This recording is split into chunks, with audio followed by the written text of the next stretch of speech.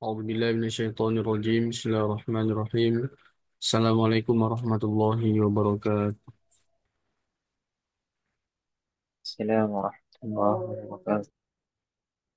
Wan, sebelum kita mulai, Ana mau cek dulu apakah suara kami terdengar dengan jelas atau tidak.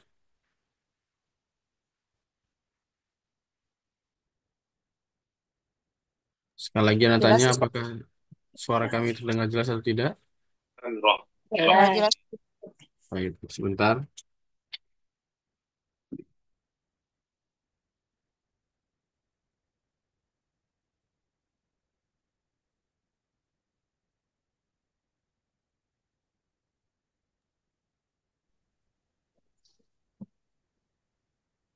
Selanjutnya, layarnya terlihat jelas atau tidak? Atau ada yang merasa tidak melihat layarnya?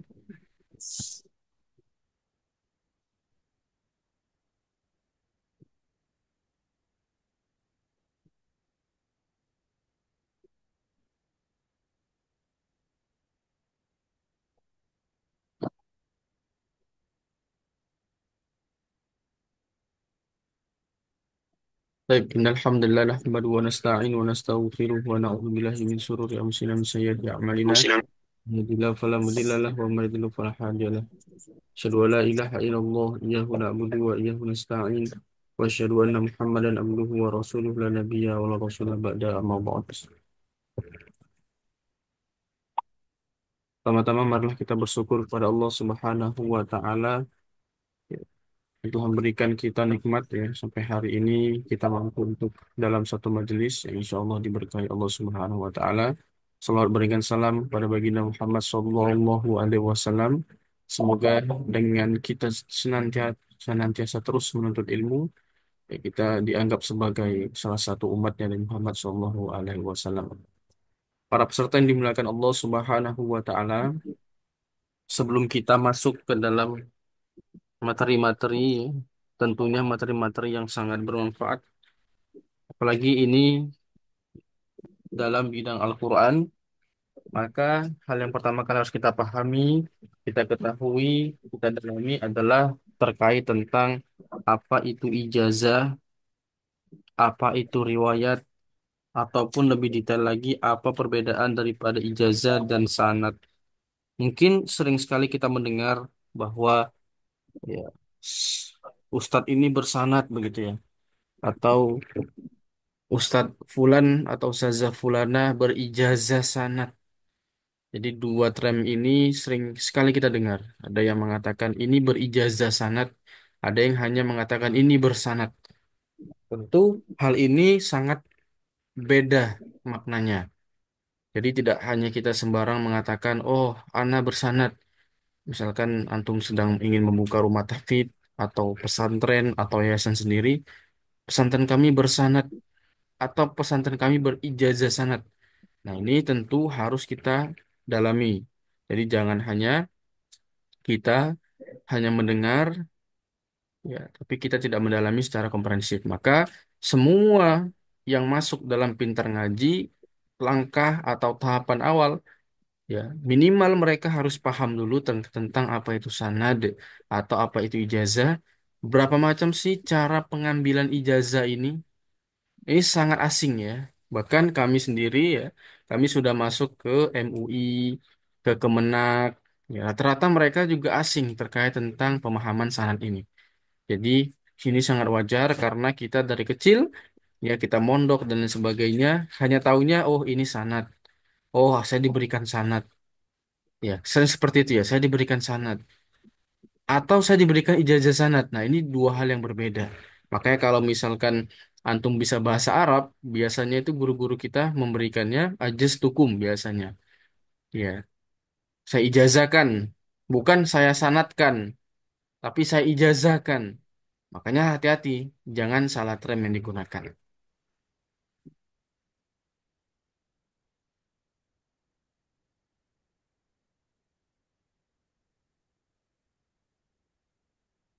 Selanjutnya, ya, tentu kita akan memahami terlebih dahulu ya terkait tentang sanad itu apa. Jadi kalau kita misalkan lihat sebentar, Misalkan tuh melihat di sini ini, afwan ya, ini tulisannya sedikit ada kesalahan karena kalau bahasa Arab dimasukkan ke apa namanya ke aplikasi jadinya tertukar-tukar dia. Ya kita fokus saja ke maknanya. Pertama ya, kita akan memahami secara terminologi terlebih dahulu sanad itu apa.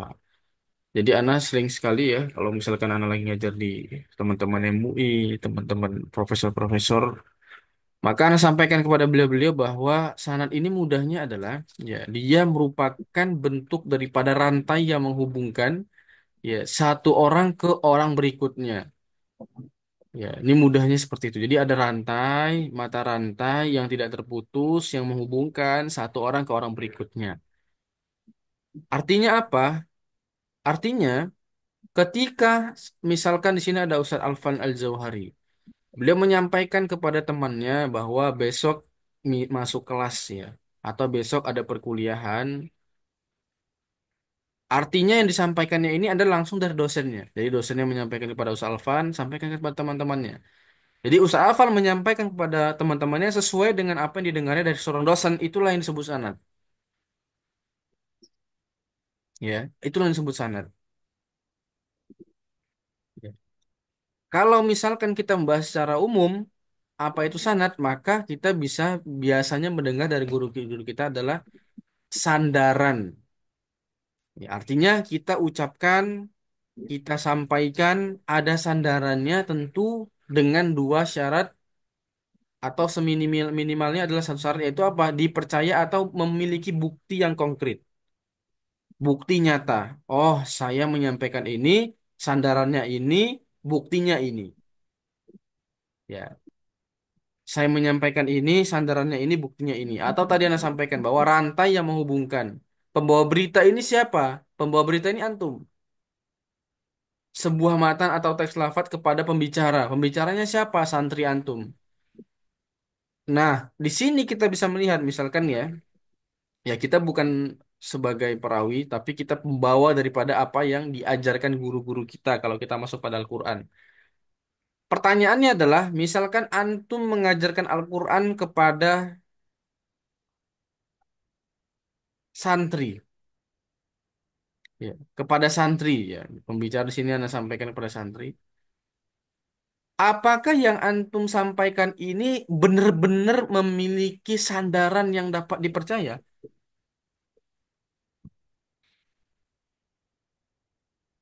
Ya, di sini ya. Apakah dapat dipercaya atau ada buktinya lah minimal?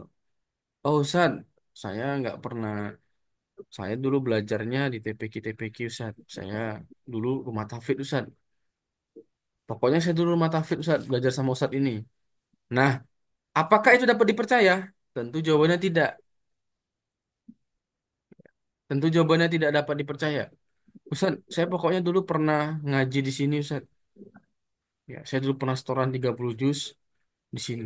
Apa kita dapat dipercaya? Tentu tidak dapat dipercaya sampai antum tahu guru antum ini memiliki sandaran yang dapat dipercaya sampai kepada Rasulullah SAW. Tapi pada faktanya, ya masa kini banyak orang yang berlomba-lomba membuka rumah tafid, membuka yayasan, membuka lembaga tanpa didasari sesuatu sandaran yang dapat dipercaya atau dapat menjadi bukti bahwa ini adalah ilmu yang langsung daripada Rasulullah SAW. Ini yang sering sekali kita lihat di Indonesia, ya. Nah, jadi ini perlu sekali kita sampaikan ya kepada beliau-beliau yang memiliki giro yang Masya Allah. Ya, Masya Allah kita apresiasi ya sudah membuka lembaga untuk mencerdaskan bangsa, tapi perlu di apa? Perlu dipahami lagi bahwa pentingnya standar sanad bagi teman-teman yang memang fokusnya adalah di bidang hafalan Al-Quran, di bidang tajwid, di bidang Al-Quran, di bidang kiroat. Nggak asal-asalan hanya buka, pokoknya saya seleksi guru tanpa tahu gurunya bersanad sampai mana, apakah gurunya sudah mengakui beliau sebagai murid yang baik atau belum, apakah bacaannya sudah diakui oleh gurunya. Kadang pada prakteknya ketika kami mondok 15 tahun lebih, banyak teman-teman yang sudah bertahun-tahun mondok, pun oleh gurunya tidak diakui bacaannya. Kenapa? Karena belum bagus. Tapi pada prakteknya banyak teman-teman yang ketika sudah hafal Quran belum sampai dapat sanad atau hanya sekedar hafal saja keluar, ya membawa syahadah biasanya, lalu melamar di mana-mana. Lalu yang membuka rumah tafid yang tidak ada dasar agama sama sekali ya, ya menyeleksi tanpa tahu apakah ini gurunya siapa, apakah sudah diakui oleh gurunya atau belum, bagaimana bacaannya, sudah teruji atau belum. Nah, ini PR untuk kita semua, teman-teman yang ingin membuka rumah tahfidz, teman-teman yang ingin buka lembaga sendiri, yayasan offline ataupun online. Kalau misalkan sedang merekrut, sampai sedetail itu harus tahu siapa gurunya. Kalau bisa kita datangi gurunya. Bagaimana ini kemarin waktu mondok di sini? Bagaimana hafalannya? Bagaimana tingkah lakunya? Tanya sama gurunya atau tanya sama teman-teman terdekatnya. Tidak hanya kita tahu, oh dia sudah punya syahadah, sudah terlaki ke ini, dan lain sebagainya. Tidak cukup sampai situ. Karena sekarang, zaman sekarang itu bisa edit-edit, bisa editing, dan kami pribadi sudah mengetahui itu. Banyak sekali yang masuk di sini ya, yang masuk di Pintar Ngaji, ternyata mereka sudah punya sanad asyarah, ya, sudah punya sanad kiroat. Namun ketika kami tanya tentang kiroat Asim saja mereka bingung. Oh iya Ustaz, saya lupa, dan lain sebagainya. Lalu Anda telusuri lagi, ternyata banyak juga, ternyata lembaga-lembaga lain yang dia memberikan sanad sangatlah mudah. Padahal sanad ini merupakan amanah, salah satu amanah terbesar dari Allah Subhanahu wa Ta'ala. Ya, karena ilmunya Al-Quran itu langsung daripada Allah Subhanahu wa Ta'ala. Sifatnya tauqifi, bukan taklifi. Tapi tauqifi itu apa? Sesuatu yang tidak bisa diubah-ubah. Memang dari sananya seperti itu. Kita tidak bisa mengubah-ubah. Bahkan kalau antum yang memperdalam bahasa Arab, memperdalam tafsir ya, maka antum akan mengetahui bahwa pertama kali tajwid itu diwajibkan hanya kepada Al-Qur'an, ya, tidak kepada hadis dan lain sebagainya. Maka maka Rasulullah SAW ya menyampaikan daripada pesan dari Allah Subhanahu wa taala, apa yang disampaikan? Innallaha yuhibbu ayyaqra'al Qur'an kama unzil. Ya, Rasulullah menyampaikan sungguhnya Allah Subhanahu wa taala mencintai orang-orang yang baca Al-Qur'an kama unzil sebagaimana diturunkan Al-Qur'an. Maka nggak bisa main-main. Oh, ini sudah jadi imam di sini. Saya rekrut. Oh, nggak bisa seperti itu. Tidak bisa seperti itu. Ya, tidak boleh seperti itu. Hati-hati. Oh, ini ada sanatnya. Oh, tidak bisa seperti itu. Jadi hati-hati ya. Terutama kita yang mau belajar, maka PR kita adalah benar-benar memperdalami tentang sanat, ilmuwan baca bahasa Arabnya, bagaimana kita melafadzkan Al-Quran, apakah sudah benar atau sesuai standar atau belum. Ya, ini harus menjadi PR kita masing-masing. Atau yang misalkan Ustadz saya sudah sepuh Ustadz, yang penting saya punya giro untuk belajar Al-Quran, tapi mungkin saya sepertinya kalau sampai mahir susah Ustadz. Saya punya rumah tahfidz Ustadz. Nah, ketika punya rumah tahfidz, punya lembaga sendiri misalkan, maka pastikan guru yang ngajar di situ bukan guru asal-asalan. Ya. Tidak hanya baju bagus suaranya. Ya, suara itu kesekian, tapi bagaimana makhrajnya, bagaimana apa persaksian gurunya ini paling penting sebenarnya. Persaksian gurunya ini siapa anak ini? Bagaimana dulu dia ketika mendapatkan sanad?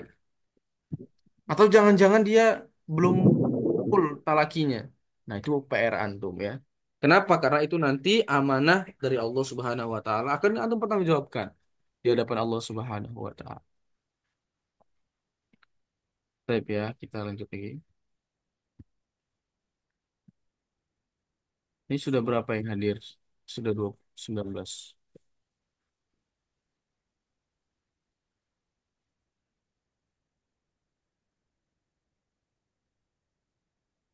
Ya, ya. Tadi ini kita misalkan berbicara tentang sanad Al-Quran. Ini nggak semua bahas ya. Sedikit aja. Misalkan kita berbicara tentang sanad Al-Quran. Maka kalau sanad Al-Quran tadi berarti rangkaian para perawi, orang-orang yang meriwayatkan lafaz atau ayat dari zaman kita sampai kepada Rasulullah SAW gitu ya. Nah, insya Allah sudah paham lah.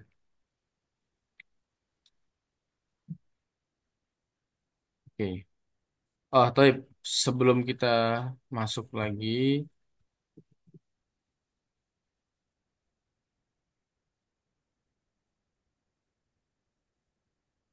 oke. Sebelum kita masuk lagi lebih dalam ya, tentu kita harus paham dulu tentang ini ya. Jadi ada sebagian orang, sebagian kelompok ya, dia memang fokusnya hanya ingin mendapatkan sanad saja. Ini sering sekali kami ketemui. Jadi ketika talaki ya tidak di sini dimanapun dia berada, ketika talaki ternyata ketika dia tidak dapat sanad yang bisa diajarkan kembali, dia bertanya, kenapa saya tidak bisa mendapatkan sanad yang bisa diajarkan, Ustaz? Atau Ustazah? Ini benar-benar adalah suatu hal kekeliruan yang nyata. Ya, asatidz yang dimulakan Allah Subhanahu wa taala. Ya, ini kekeliruan yang nyata, sesuatu hal yang benar-benar bid'ah mungkaroh ya Anda sampaikan. Kenapa demikian sampai seperti itu? Dulu ya, para ulama itu tidak pernah yang namanya ketika mengaji meminta sanad. Ya. Artinya apa? Mereka mengetahui kualitas mereka terlebih dahulu. Bahkan salah satu teman daripada Syekh Ibnu Jazari ya, ya, beliau hanya talaki Al-Fatihah saja. Beliau talaki Al-Fatihah saja, tapi dapat sana 30 juz dari Ibnu Jazari. Siapa yang tidak kenal Ibnu Jazari? Ya. Tapi ada orang lain yang talakinya 30 juz bertahun-tahun baru dapat sanad. Kok bisa seperti itu? Maka seorang guru itu pasti mengetahui bahwa oh ini sudah pantas, oh ini belum pantas. Bayangkan ya, Rasulullah SAW 23 tahun mengajarkan Al-Quran kepada para sahabat dengan kirot asyarohnya, dengan 10 kirot nanti insya Allah. Ya, kita akan membahas tentang qiraah asyarahnya di pertemuan-pertemuan selanjutnya.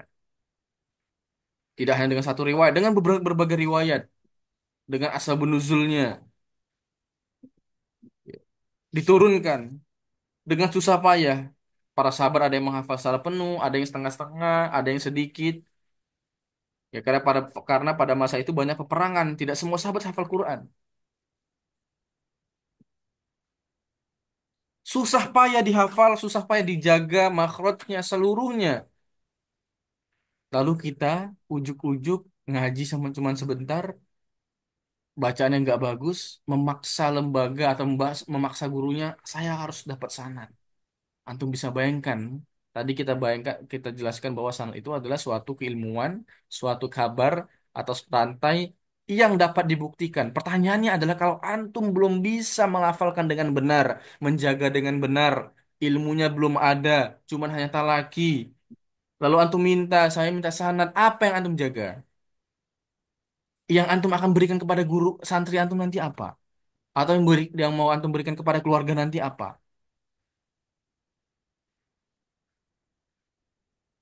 Apakah antum siap mempertanggungjawabkannya di hadapan Allah Subhanahu wa taala? Jadi, soal sanad jangan bercanda, jangan main-main, jangan oh, teman saya sudah dapat sanad ini, Ustaz. Kayaknya dia mudah, Ustaz. Kok saya agak sulit? Maka niatnya diperbaiki lagi. Karena saya sampaikan bahwa beberapa kali kami lihat di IG, ya ada orang-orang yang dia apa namanya pakai iklan dan Anda lihat di situ per riwayat sekian ratus ribu ya 200 ribu atau berapa tuh kemarin Anda lihat seperti itu. Lalu Anda coba chat, Anda tanya bagaimana, apakah setelah laki pasti dapat sanad Ustaz? Nah, jadi harus hati-hati. Ya, bukan seperti itu yang diajarkan pada Rasulullah SAW. Fungsi sanad dan periwayatan salah satu pintu gerbang ilmu tentunya. Kalau kita tidak punya sanad, maka suka-suka hati kita apa yang kita sampaikan. Ya, kalau nggak punya sanad, ya bagaimana kita mau mengajarkan? Penjagaan terhadap lafadz atau sebuah matan ataupun khobar, sanad adalah keberkahan ya. Menjaga cara baca, sunnah para ulama salaf dan kholaf, menjaga sifat dan karakter perawi sahih, ya, sehingga senantiasa dekat dengan Allah menjadi pemicu untuk memperdalam sisi diroyahnya. Ya, kita coba apa sedikit perbedaannya. Apa beda ijazah dan sanad? Ustadz Alfan Al-Jauhari misalkan bersanad atau Ustazah Nopi bersanad atau Ustazah Sri Wahyuni berijazah sanad. Artinya sanad adalah seseorang yang dia belajar kepada guru bersanad. Ustazah Novi belajar kepada guru bersanad. Artinya gurunya punya sanad. Apakah kita harus punya sanad? Tidak harus. Ustaz, apakah saya mau mengajar? Apakah saya harus bersanad? Iya, wajib bersanad. Apakah saya harus berijazah sanad? Nah, di sini ulama berbeda pendapat soal ijazah. Ijazah itu apa? Ya sama yang seperti kita ada di Indonesia. Ijazah S1, S2, S3. Ada ijazahnya. Artinya bukti nyata konkret ya bahwa ada tulisan Ustazah Sri Wahyuni namanya sampai kepada Rasulullah SAW. Itu namanya ijazah sanad. Beda sama bersanad. Bersanad itu berarti kita ngaji kepada guru yang memiliki sanad. Oh, ini ilmunya Ustaz Janopi bersanad. Belum tentu Ustaz Janopi punya ijazah sanad. Tapi kalau dia ngajinya atau Ustaz Janopi ngajinya kepada guru bersanad, maka Ustaz Janopi dikatakan ilmunya bersanad. Kenapa? Karena asal muasal yang Ustaz Zanopi sampaikan adalah dari gurunya yang bersanad. Jadi tidak melulu orang yang bersanad memiliki ijazah sanad. Makanya saya sampaikan kepada antum yang punya lembaga atau yang ingin mendirikan lembaga, ya, atau yang kita sendiri, maka kita harus tahu menahu bahkan sampai gurunya. Karena kan tadi bersanad, maka gurunya tanya apakah Ustadz ini atau Ustazah ini sudah bisa mengajar, ada izin mengajarnya. Ya, jangan-jangan baru mau 2 bulan, 3 bulan mengaku-ngaku menjadi santrinya. Saya santrinya sudah bertalaki lama. Padahal tidak. Maka hati-hati. Anak ulangi, bersanad belum tentu memiliki ijazah sanad. Tapi sudah pasti guru-gurunya bersanad. Maka antum harus pastikan. Oh, misalkan Ustazah Rizky Anissa, beliau bersanad. Berarti artinya adalah Ustazah Anissa memiliki ilmu yang bersanad daripada gurunya sampai kepada Rasulullah SAW. Belum tentu memiliki ijazah sanad. Sedangkan ijazah sanad hanyalah sebuah bukti tulisan atau dari gurunya bahwa ini sudah memiliki izin mengajar. Jadi harus dibedakan ijazah sanad sama bersanad. Ya. Apakah semua orang wajib memiliki ijazah sanad? Tidak wajib.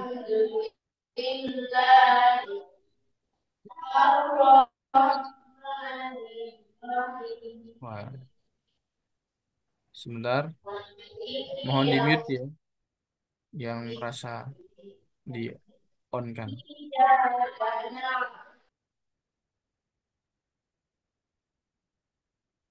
Type ya. Jadi Anda sampaikan kembali ijazah sanad apakah semua orang wajib? Tidak wajib. Yang wajib apa? Bersanad. Ya, yang wajib bersanad, ngaji sama orang yang bersanad. Artinya bersanad itu apa? Seseorang itu memiliki sanad keilmuan yang disampaikan daripada gurunya sampai kepada Rasulullah SAW. Adapun ijazah sanad ini adalah bukti saja. Maka ini pernah terjadi daripada masyaikh-masyaikh Mesir ya di Al-Azhar yang mereka yang satunya di Madinah, satu lagi di Al-Azhar. Jadi mereka berdua ini memiliki satu guru yang sama. Anda tidak sebutkan lah orangnya siapa ya, karena masyhur sekali kedua ini.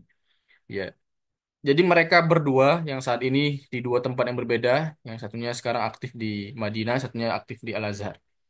Mereka ini memiliki satu guru. Ya, ketika mereka bertalaki asyaroh, mereka memiliki satu guru. Yang dari Madinah, beliau sangat mengedepankan adanya ijazah sanad. Jadi beliau minta sama gurunya, tolong dituliskan nama saya sampai kepada Rasulullah SAW. Ya, itu namanya ijazah sanad. Ketika selesai talaki. Sedangkan yang satu lagi, beliau tidak mementingkan ijazah sanad. Yang penting bersanad. Yang penting bersanad. Nah, lalu ketika mereka selesai ya, akhirnya mereka berjuang di tempatnya masing-masing. Nah, yang Syekh yang di Al-Azhar ini beliau mengajar qiraah dan lain sebagainya, sangat terkenal lah di Al-Azhar. Nah, ketika Al-Azhar pertama kali membuka lembaga tahfidz dan qiraatnya, maka merekrut guru-guru yang berijazah sanad. Ingat ya, bukan bersanad, berijazah sanad. Lalu Syekh tadi yang memang sudah terkenal sebagai pengajar mendaftarkan namun tertolak. Iya, beliau terkejut kenapa tertolak karena beliau tidak memiliki ijazah sanad walaupun beliau bersanad. Nah, ini pentingnya ijazah sanad, pentingnya bukti kalau antum memang merupakan seseorang yang memiliki ijazah sanad atau ilmunya bersanad. Atau yang kedua misalkan tidak punya ijazah sanad, tanya sama atau kita punya guru mengakui bahwa iya dia mengaji sama saya sampai saya memiliki sanad sampai kepada Rasulullah SAW. Tapi pada zaman sekarang mudahnya adalah seseorang itu harus memiliki ijazah sanad. Ya akhirnya, ya yang dari Mesir tadi ketemu sama temennya yang di Madinah. Akhirnya beliau meminta ijazah sanad, ya beliau bertalaki dengan temannya tadi sampai akhirnya mendapat ijazah sanad, mendapatkan ijazah sanad.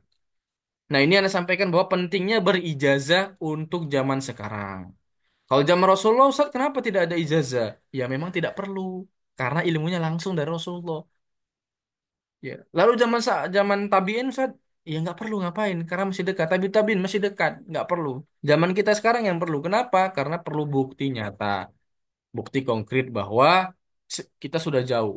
Paling dekat ijazah sanad sekarang Al-Quran itu hanya ada dua orang ya. Namanya saya Yunus Gulban, satu lagi saya Ibrahim Ad-Dusuki. Mereka memiliki sanad ke-28. Ya makanya antum lihat ya, Hana ada beberapa ngelihat orang-orang.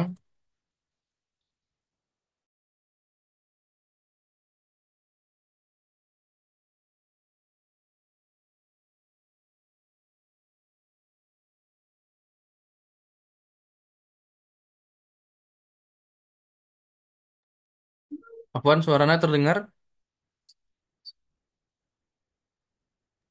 Tadi terputus Ustaz. Taib, Afwan ya, ada koneksi sedikit di masa. Taib. Jadi, Hana sampaikan kepada antum semuanya bahwa hal sekarang ijazah itu penting. Ya, ijazah sana itu penting. Lalu Ana ada melihat juga kan, sering di IG itu lihat apa namanya, misalkan kita buka IG, melihat iklan-iklan ya. Berijazah Asyaro ke-28. Nah, ini kebohongan yang nyata. Ya, ini bohong. Pasti dia bohong. Gak mungkin dia nggak bohong. Kenapa Ana sampaikan dia bohong? Tidak mungkin Sanan Asyaro itu ke-28 itu tidak mungkin. Antum coba tanya siapapun orangnya. Talaki kemanapun dia, apa langsung ke Madinah atau ke Mesir kemanapun. Iya, sampaikan ya, kata Ustaz Rizky bin Saifullah, pemilik pintar ngaji, antum bohong kalau antum bilang ke-28. Tanya sama dia. Coba minta sanatnya, lihat sanatnya. Ya, lihat sanatnya, apakah benar ke-28? Pasti bohong. Anda pastikan itu bohong. Kenapa bohong Ustaz? Karena ijazah sanat itu kalau punya asyara itu panjang sekali. Dan tidak sama rata urutannya. Baik Asim, Ibnu Katsir, dan itu beda-beda. Jadi kalau ada sanad ke-28, berjarak ke-28, asyara itu tidak mungkin. Ana pastikan itu tidak mungkin. Ana mampu bisa bertanggung jawab. Kalau antum kenal orang-orang yang mungkin beliau punya sanad ke-28, boleh nanti bisa disampaikan ke Ana siapa orangnya. Ya. Nggak mungkin. Coba kalau berani tunjukkan sanad ke-28 ya. Pasti nggak berani. Adapun yang ke-28 itu, ya, 28 itu adalah hanya daripada Imam Asim saja atau Imam Hafiz saja. Ya, jadi ke-28 hanya daripada riwayat Hafiz saja, tidak seluruh riwayatnya. Karena kalau Asy'ariyah itu tidak mungkin ke-28. Kenapa begitu, Ustaz? Ya jelas. Karena kalau misalkan ya, jadi kalau Asy'ariyah itu nanti kita belajar Asy'ariyah itu ada dibagi dua. Pertama ijazah qiraah sab'ah. Lalu ijazah tiga tambahan riwayat lagi. Kenapa beda, Ustaz? Karena yang menciptakan atau yang meneliti atau yang mentahrir ya atau yang apa istilahnya kalau bahasanya yang menjadikan qiraat ya yang meneliti sampai pada Rasulullah itu beda orang ya beda orang nantilah kita bahas di Asy'ariyah ya jadi ketika beda orang dulu pada masa Asy'atibi ya Imam Syatibi hanya tujuh saja lalu masuk ke Imam Ibnu Jazari tambahin tiga artinya beda panjangnya pun sudah beda karena yang satu sudah muncul dari awal yang satu lagi baru muncul itu aja sudah beda maka kalau anda baca ke-28 ini yang ke-28 apanya ya makanya ketika kami coba tabayun ke beberapa orang yang Anda lihat buka yayasan sendiri, Anda tanya apa ke-28 coba Anda lihat. Yang mana yang ke-28? Ternyata hanya asimnya saja. Pertanyaannya adalah kenapa mereka membuat ke-28 di situ? Kan ini menjadi suatu hal yang kebodohan yang nyata di Indonesia. Kenapa demikian? Karena orang-orang Indonesia ini lebih condong kepada orang-orang yang punya sangat tinggi, bukan orang-orang yang itkon mungkin ilmunya. Itu pasti. Antum mungkin salah satunya. Keberapa ijazahnya? Antum bayangkan masaih di Madinah yang mengajar di Masjid Nabawi itu rata-rata ke 30. Sudah sepuh-sepuh ke 31, 32. Apakah misalkan ada seseorang yang baru ngaji hanya 6 bulan, 10 bulan, 12 bulan, lalu dapat ijazah ke 29. Apakah lebih mungkin ilmunya? Apakah lebih itkon ilmunya daripada masa-masa Timur Tengah itu? Pasti jawabannya tidak kan? Maka jangan silau dengan ijazah sanad, tapi silaulah kalau ilmu yang diajarkan ke antum atau seorang guru minimal dia bisa mengamalkan apa yang disampaikan. Ya, Jangan-jangan dia hanya mendengar bertalaki lalu dia mengajar, dia nggak bisa menghafalkan sendiri. Misalkan lah ya, bagaimana sifat ghain. Ini paling sering kalau imam-imam kesalahannya itu di ghain ini. Ketika apa siratal ladzina an'amta 'alaihim ghairil biasanya magdubi atau maghdubi. Padahal di situ ada sifat tawasud, ya. Sifat mengalir. Kalau seorang guru hanya bisa materi tanpa bisa melafalkan, maka ini belum bisa disebutkan sebagai talaki bersanad. Maka guru itu harus punya dua. Pertama dia punya kekuatan full untuk mengajarkan ilmu diroyahnya. Dia paham bagaimana itu sifatnya tawasud, bagaimana sifatnya izhar, mungkin dia seluruhnya bisa. Yang kedua, dia bisa melafalkannya, tidak cukup hanya sebagai materi saja. Lalu yang kedua melafalkannya. Jadi jangan silau dengan ijazah sanad. Anak sampaikan. Semua di Pintar Ngaji Anak sampaikan. Walaupun di kami sanadnya Ali. Siapapun antum, misalkan di kampung antum, ada orang sepuh yang punya sanad, bagus bacanya, diambil sanadnya. Jangan silau. Jangan silau dengan tingginya ijazah sanad. Ya. Cari guru yang bisa melafalkan juga materinya bagus. Jadi hati-hati. Ini anak, dari awal anak sampaikan, biar antum langsung jadi orang pinter tentang sanad. Jadi ketika ngelihat, oh ada iklan ke 28, kalau apa komen aja di situ. Boleh anak lihat ijazah asyarah ke 28-nya. Kalau memang 28, anak ikut bilang gitu aja. Pasti nggak berani. Pasti anak sampaikan tidak mungkin berani. Kenapa? Karena guru-guru kami yang juga memiliki lembaga-lembaga online dan lain sebagainya tidak pernah menuliskan ijazah ke sekian, nggak ada. Tidak ada seperti itu. Ya biasa aja berijazah dari syekh ini, disebutkan syekh-syekhnya siapa aja guru-gurunya. Tidak ada biasanya kesekian kecuali ada orang yang tanya keberapa, maka dijelaskan kalau Imam Asim ke 28 atau ke 29. Kalau yang lain-lainnya itu lebih tinggi lagi. Disebutkan kenapa sebabnya seperti itu kira-kira ya. Ini sudah jam berapa? Sudah 5.40, Masya Allah. Masih banyak materinya. Suara Anda masih jelas? Jelas, Mas. Baik. Ini sudah 5.40. Masih banyak materi yang harus dijelaskan. Ya, perbedaannya apa? Lalu kita nanti coba. Oke, kita coba langsung ke macam-macam ijazah ya. Oke, ini nanti setelah ini anak stop. Mungkin nanti ini kita bagi jadi dua pertemuan aja, biar antum mungkin lagi karena masih banyak yang belum dijelaskan. Ini penting, kenapa? Karena sebelum antum terus nanti ngaji kemanapun, maka pemahaman ijazah sanad ini adalah suatu pemahaman yang dasar yang memang harus antum sampaikan. Kalau antum nanti punya tingkat SMP atau SMA atau sekarang sudah mengajar kuliah. Ya, karena kami beberapa kali mengajar dosen ada di UIM, Universitas Islam Makassar. Ya, beliau pembina juga ngaji ke kami, artinya juga beristifadah di sini tentang ijazah sanad. Maka antum harus ajarkan bahwa sebelum masuk ke ranah talaki, antum pahami dulu bahwa ini loh ijazah seperti ini. Di Indonesia itu seperti ini kesalahan-kesalahannya. Apa saja yang mereka silau, misalkan kayak tadi. Oh, ijazah ke 28 langsung ikut. Tanpa mengetahui apa yang ke 28. Akhirnya ketika dapat ijazah dihitung sendiri. Loh kok lebih jauh ini, lebih jauh ini. Kenapa seperti itu? Nah, karena kita tidak mau bertanya dari awal. Maka saya sampaikan, ke 28 itu tidak mungkin dia punya seluruh asyarah ke 28 itu tidak mungkin. Ya, ada pun yang ke 8 itu adalah ijazah apa? Ijazah asimnya biasanya hanya asim atau hafaznya saja. Ya, nanti kalau sudah belajar asyarah sudah paham apa perbedaan kiroah, apa itu riwayat. Ya, apakah dulu sahabat-sahabat ada yang bertalaki cuman bukan sahabat ya, para alim ulama misalkan Ibu Jazari yang menciptakan kitab Thaibatun Nasr. Apakah ada orang-orang yang bertalaki hanya Al-Fatihah saja lalu dapat ijazah 30 juz? Ada. Ada yang 30 juz talaki bertahun-tahun gak dapat dapat sanad? Ada. Ada yang talaknya juz 30 saja dapat, ada. Tapi ada syaratnya. Nah, insya Allah besoklah kita pelajari ya. Karena kemarin beberapa tahun yang mungkin nggak sampai setahun ya, setahun yang lalu lah. Anda lihat ada seseorang yang Anda tahu dari mana sanad jalur sanadnya. Ya, beliau mengajarkan juz 30 saja, ya, lalu memberikan sanad asyaro 30 juz. Ini benar-benar sesuatu hal yang antum harus hati-hati. Untuk apa punya ijazah syaro tapi disuruh baca Al-Fatihah dengan jamak nggak bisa. Disuruh baca juz 1, coba jamak asyaro nggak bisa. Afwan, Ana cuma belajar juz 30, Ana sampai didebat sama santri-santrinya pada saat itu. Padahal Ana hanya tanya, bagaimana bisa antum punya ijazah asyaro? Jadi santrinya ini mau talaki ke anak asyaro pada saat itu.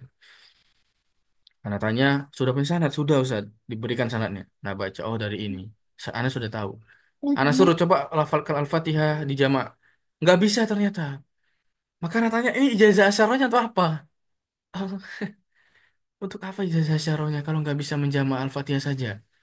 Lalu beliau bilang, kami dulu talakinya 30 saat. Terus dapat sana ijazah asyaro. Iya. Ya Allah ya Rob. Hati-hati. Ya, jadi ya Anda sampaikan lagi, hati-hati. Jangan sampai tertipu dengan hal yang begini. Lebih bagus antum tidak punya sanad. Kalau antum tidak bisa mau memegang amanah keilmuan itu. Ya, jadi yang awalnya dia mau talaki, akhirnya dia ngajak debat saya. Sahabat ini, eh, ulama ini hanya talaki sini bisa bisa. Padahal ya akhirnya saya jelaskan, saya jabarkan bahwa kenapa salah satu seorang yang ulama yang bertalaki pada Ibnu Jazari hanya Al-Fatihah saja mendapat sanad 30 juz karena dia sudah punya sanad duluan. Jadi misalkan Ustaz Alfan sudah talaki ke Syekh ini atau ke Ustaz ini 30 juz mungkin itqon. Anak tahu gurunya, akhirnya beliau bertabarukan kalau di Jawa bahasanya.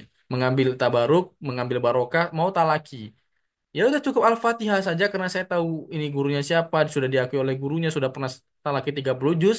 Ya sudah, anak tidak butuh dia talaki 30 juz ke anak, cukup Al-Fatihah saja baru saya berikan. Seperti itu ulama-ulama dahulu. Bukan misalkan seseorang tidak punya ijazah sanad, tidak pernah bertalaki, tidak pernah ngafal, dia bertalaki, Al-Fatihah dapat 30 juz. Ya Allah ya Rob. Ini yang nggak ngerti nah. Jadi Anda sampaikan siapapun yang ngaji pintar ngaji akan kami berikan dulu tentang ijazah sanad. Taib. Kemarin Anda sampaikan, antum yang misalkan punya yayasan, punya lembaga atau pengen punya lembaga sendiri, maka Anda sampaikan ya, maka antum itu harus memiliki ijazah qiraah wal iqra. Apa itu Ustadz? Ijazah qiraah wal iqra ini adalah ijazah yang diakui oleh seluruh ulama, oleh seluruh masyayikh. Ijazah yang bisa diturunkan kembali kepada santri. Kalau ijazah kiroah saja, ijazah yang tidak bisa diturunkan kepada santri, artinya seorang guru ini belum yakin karena antum belum memenuhi syarat dari guru. Dari guru minimalnya adalah cara-cara meriwayatkan yang sah.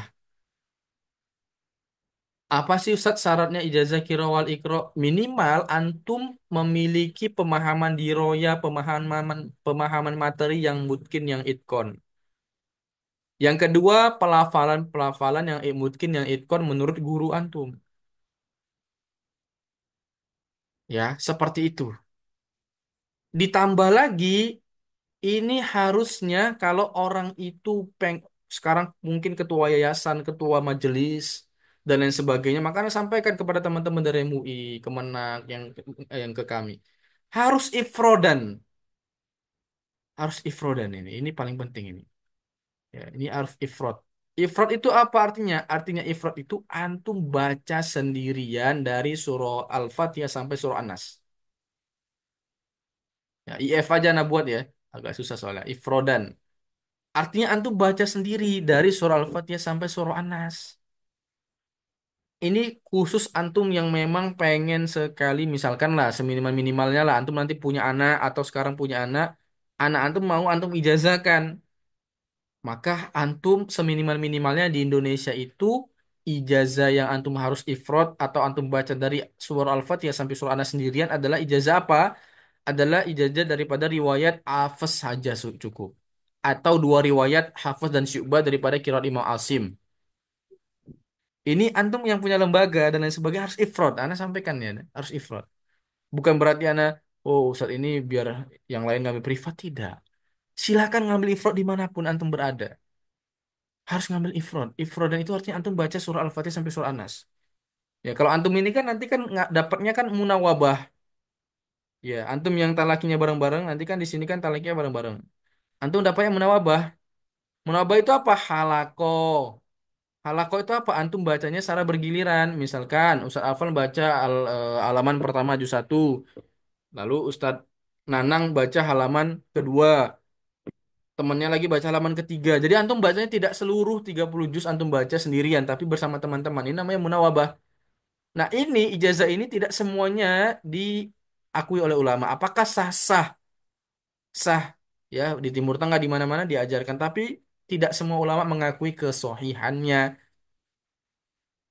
Minusnya apa? Minusnya adalah misalkan Ustaz Alfan buka pesantren sendiri, ada orang yang talaki dari sendirian bacanya dari surah Al-Fatihah sampai surah An-Nas. Kan aneh. Antum bacanya halakoh, nggak semua antum baca, tapi antum memberikan sanad kepada seseorang yang seluruhnya membaca kepada antum. Ya, makanya Anda sampaikan dari awal, seminimal-minimalnya, kalau misalkan ada rezeki lebih, antum bisa ngambil yang ifrodan cukup yang hafes atau syu'bah saja. Atau kalau punya rezeki lebih, asyarohnya, misalkan antum ikut sama kami di sini ya. Misalkan mau mengambilnya di sini ifrodannya. Antum ngambilnya bagaimana? Ustadz, anak asyarohnya ngambilnya privat. Ini seperti Ustadz Zuki, ada Ustadz Akmal juga yang dari Malaysia di sini yang sama antum ini. Beliau ngambilnya ifrodan. Asyarahnya ifrodan. Lalu masuk kelas biasanya misalkan bahasa Arab, sejarah Al-Quran tetap masuk kelas. Tapi ketika talaki dia tidak masuk di alaqo tapi mengambil kelas ifrodan. Artinya punya waktu tambahan sendiri. Ya itu nama ifrodan. Mohon sudah Anda sampaikan kepada antum di pertemuan awal. Ya jadi kau punya jangan sampai antum tidak punya ifrod. Kenapa? Karena misalkan antum dapat kunjungan dari syekh atau dari ustadz siapa yang memang pahamannya tentang Al-Quran sangat mungkin itkon. Antum dicek mana ijazahnya, Anda boleh lihat. Ternyata antum punyanya munawabah, maka antum di situ sudah diragukan langsung pasti. Makanya sampaikan seminimal-minimalnya punya ijazah ifrodan atau ngambil secara privat, ijazah apa? Ijazah riwayat Hafiz atau kiroat Asim, riwayat Hafiz dan Syu'bah. Itu cukup. Ya, itu cukup insya Allah. Nah, kemarin sudah Anda sampaikan banyak sekali yang mau mendaftar di kami. Anda nggak paksa di kami, silakan antum ambil di mana saja. Yang penting ifrodannya Hafiz dan Syu'bah. Kalau di kami kemarin ada lebih dari 10 ya, dan yang mendaftar ulang itu ya, jadi kami punya slot 2 lagi per hari ini. Jadi antum yang Ustaz, saya yakin di ifrodan silakan. Saya ngambil lah Hafiz Syu'bahnya atau asyaronya ifrodan silakan. Ya, karena memang ini sangat penting. Dan kami pun sebelum memberikan ijazah ke orang lain, semuanya asyarohnya ifrod dan bacanya sendirian kepada masaih. Ya, lagi misalkan antum, Ustaz saya yakin ifrod dan Ustaz Hafiznya silakan ya. Ada dua, hanya 2 orang saja sisanya. Yang lainnya sudah kami masukkan grup. Ya, seperti itu ya. Lalu ijazah kiroah, misalkan antum dapat ijazah kiroah, maka ijazah ini tidak boleh diajarkan kepada seorang santri. Kenapa demikian? Karena antum belum diakui oleh seorang guru bahwa antum memiliki izin untuk memberikan sanad. Kenapa? Secara teoritis, pemahaman, pelafalan antum masih kurang. Tapi barakallahu fikum sudah hampir 1 jam kita masuk 9 menit kita untuk tanya jawab. Selanjutnya nanti di pertemuan selanjutnya mungkin nanti kita akan tambah lagi waktu untuk penjelasan tentang ijazah ini besok kita selesaikan. Barakallahu fikum, silakan jika ada pertanyaan bisa langsung on apa namanya mic-nya atau dari chat. Tapi kami dulu apa kedepankan yang on mic ya. Sebutkan nama asalnya. Silakan. Barakallahu fikum.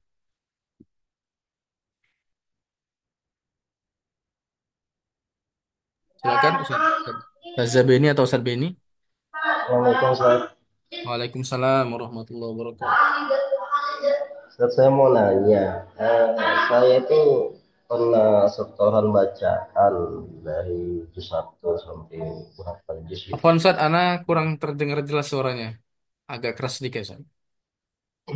Kedengeran nggak Ustaz? Iya, agak menggema sih Ustaz. Oh ya, oke, oke. Pakai ini pakai. Ini Ustaz, ini jelas nggak? Oke, lebih jelas Ustaz. Nah, saya itu pernah setoran bacaan Ustaz, sama guru kan. Saya belajar belajar Sifatul Huruf sama Makhrajul Huruf ke beliau kan. Terus saya minta setoran bacaan dari juz 1 gitu sampai sampai juz 3. Berjalan berapa juz? Saya tanya Ustaz Afwan, saya bilang, Ustaz pernah nggak setoran bacaan gitu? Ada nggak sanadnya bacaan? Beliau, kalau saya belum ada saat ini. Cuma kalau untuk beberapa juz saya pernah setoran ke CC gitu.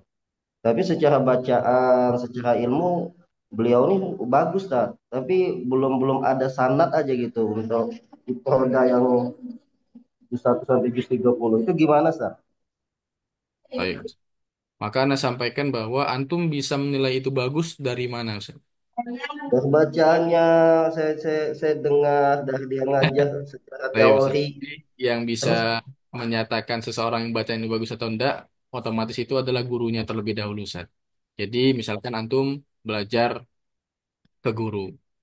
Ya, jadi permasalahannya adalah antum diakui oleh guru tersebut bacanya bagus atau tidak. Misalkan seperti ini ya. Antum tahu sekarang imam di Masjid Istiqlal itu Ustaz Muzakir namanya. Itu kakak adik itu Masya Allah bacaannya ya. Dari masa Timur Tengah. Dulu ada di Malang namanya Syekh Sufyan. Sekarang ada di Bekasi atau di Jakarta kalau nggak salah. Itu punya sanad salah satu sanad tertinggi di Indonesia. Itu langsung talaki kepada masyayikh yang ada di karena kecilnya beliau itu Al-Banjari kan beliau. Kecilnya itu orang tuanya membawa beliau di Madinah ya. Jadi diakui keilmuannya sampai sekarang di Indonesia itu sangat diakuin lah. Syekh Sufyan Al-Banjari. Nah, beliau ditanya bagaimana bacaan seorang Syekh Muzakir. Sekarang Imam Masjid Istiqlal. Maka beliau jelaskan bahwa Syekh Muzakir bacaannya lebih bagus daripada guru-gurunya. Jadi yang bisa menelisik bacaan seseorang itu bagus atau tidak, itu gurunya, Ustaz. Kenapa demikian? Karena gurunya ini punya sanad, standar sanad, bukan dari nadanya ya. Hati-hati perbedaan nada dengan makhraj, sifat, dan lain sebagainya. Maka Ana sampaikan, Ana yang bisa mengakui seseorang itu bagus bacaannya hanya gurunya sampai kepada Rasulullah. Kalau kita sebagai pengamat tentunya agak sedikit perlu ditelisik lebih jauh. Apakah kita juga punya standar sanad sampai Rasulullah? Kecuali misalkan antum punya standar sanad. Oh, seperti ini sifat-sifat Rasulullah. Misalkan Rasulullah SAW membaca ayat bagaimana. Ya, jadi kalau kita hanya sebagai orang yang, oh sepertinya bagus. Nah, ini kita harus was-was, Ustaz. Kenapa? Karena bacaan seorang itu diakui bagus. Pertama adalah ketika dia bersanad dan diakui oleh gurunya. Ya, kira-kira seperti itu yang Anda bisa sampaikan. Karena Al-Quran ini benar-benar harus memiliki sanad.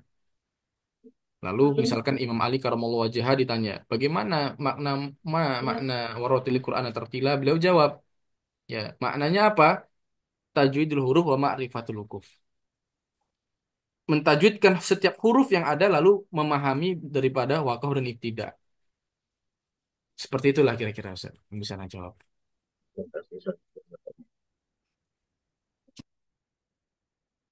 Ada lagi yang lain? Fadol, silakan. Harus bertanya ini antum asatid wa asatidah yang Allah Subhanahu wa taala karena ini sangat penting ya. Assalamualaikum Ustadz. Waalaikumsalam warahmatullahi wabarakatuh. Silakan saja. I- izin bertanya.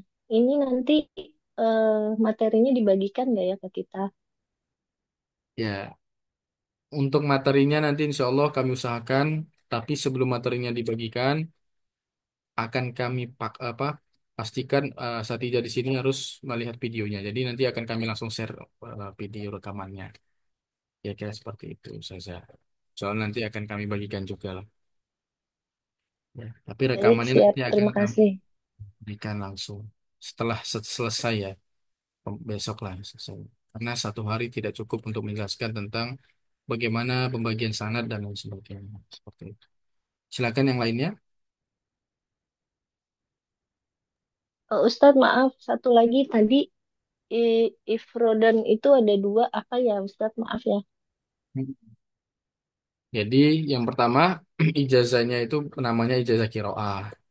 Apa itu ijazah kiroah? Ijazah yang tidak bisa diajarkan kembali kepada santrinya.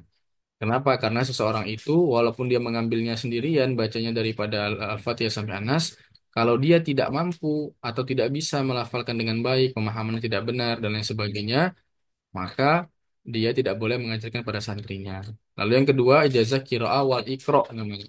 Ijazah yang seluruh ulama mengakuinya sebagai ijazah yang sahih dan sah yang bisa diajarkan kembali kepada para santrinya.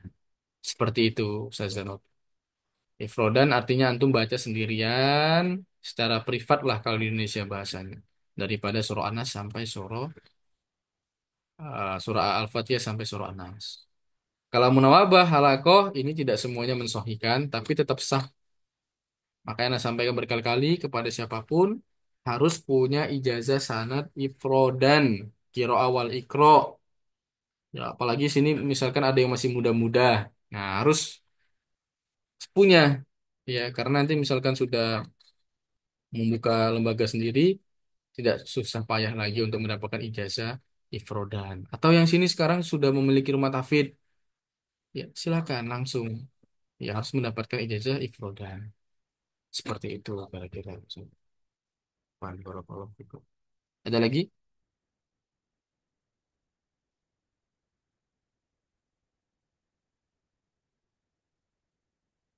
Tapi ya, jika tidak ada lagi, insya Allah besok kita sambung, kita selesaikan ya. Mohon masuknya tepat waktu biar cepat selesainya. Jadi nanti antum sudah bisa langsung memiliki pembelajaran dan ada kesempatan waktu untuk mengcopy atau ke percetakan mencetak kitab-kitab yang akan dipelajari. Barakallahu fikum, kita tutup bareng-bareng. Subhanakallahumma wa bihamdika سبحانك اللهم وبحمدك أشهد أن لا إله astaghfiruka wa atubu ilaik. Afwan ya, jika ada kesalahan itu murni dari anak pribadi, jika ada kebenaran itu dari Allah Subhanahu wa taala. Assalamualaikum warahmatullahi wabarakatuh. Waalaikumsalam وعليكم warahmatullahi السلام ورحمة الله وبركاته wabarakatuh. جزاك الله خيرا.